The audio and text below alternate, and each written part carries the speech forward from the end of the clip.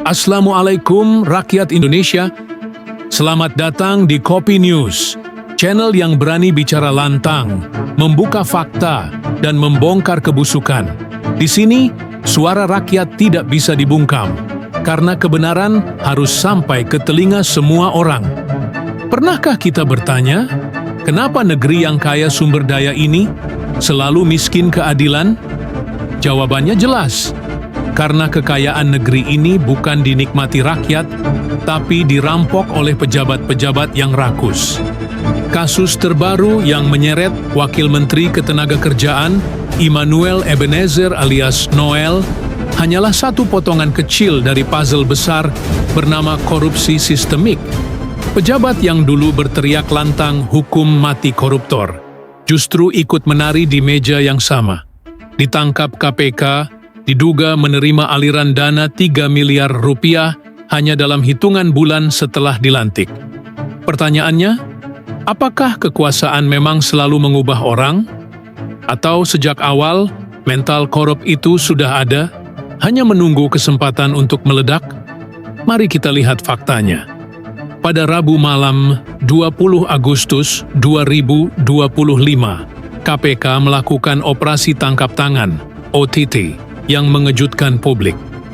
Noel ditangkap terkait kasus dugaan pemerasan dalam pengurusan sertifikasi keselamatan dan kesehatan kerja, K3, di Kemenaker. Dipublis dari Lugas Dalam Informasi dan CNBC Indonesia, diliput dari Detik News dan CNN Indonesia. Dalam OTT tersebut, KPK menyita uang tunai, puluhan kendaraan, termasuk sebuah motor yang belakangan diduga bodong karena tidak terdaftar secara sah di dokumen kepemilikan.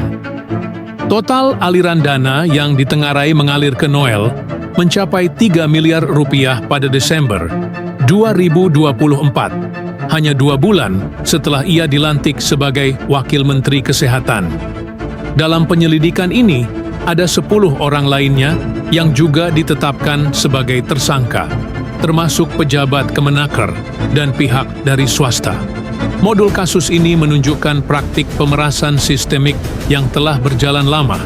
Diliput dalam Detik News plus 1 Lugas Dalam Informasi. Kesimpulan faktanya adalah, sertifikasi K3 yang resmi biayanya hanya Rp275.000, diperas hingga Rp6 juta. Kalau ada 1.000 perusahaan, berapa banyak uang yang masuk ke kantong gelap? Hitung cepat saja. Kerugian negara tembus 81 miliar rupiah. Dan seperti biasa, rakyat yang jadi korban. Perusahaan yang diperas akan menaikkan biaya produksi. Akibatnya, harga barang melonjak. Dan ujung-ujungnya, masyarakatlah yang membayar. Serta masyarakat dituntut mematuhi persoalan PBB naik 300%. Ya, itu mungkin. Inilah wajah asli korupsi. Tidak hanya mencuri uang negara, tapi juga menghisap darah rakyat secara perlahan. Lebih ironis lagi, ketika ketahuan, pejabat itu minta amnesti, minta belas kasihan. Padahal dulu, dialah yang paling kencang menuntut hukuman mati bagi koruptor. Apa ini bukan bukti betapa munafiknya sebagian elit kita? Ketika di luar, mereka berlagak malaikat. Begitu masuk kekuasaan, mereka berubah jadi predator. Lalu kita bertanya, di mana posisi presiden dalam semua ini? Ya, memang Noel dicopot cepat, tapi apakah hanya berhenti di satu orang? Bagaimana dengan jaringan pejabat lain yang ikut kecipratan? Apakah benar-benar berani dibongkar habis? Atau cukup satu orang dijadikan kambing hitam agar publik merasa masalah sudah selesai? Kasus Noel ini bukan kebetulan. Ini cermin besar. Cermin yang memperlihatkan betapa rapuhnya moral sebagian pejabat negeri ini. Mereka bicara lantang soal reformasi, integritas, dan pelayanan publik. Tapi di balik meja, mereka menukar kepercayaan rakyat dengan setumpuk uang tunai dan motor mewah. Masalahnya lebih dalam lagi. Korupsi bukan hanya soal individu, tapi soal sistem yang melindungi mereka. Sistem hukum kita sering tajam ke bawah tapi tumpul ke atas. Rakyat kecil mencuri ayam, dihajar ramai-ramai.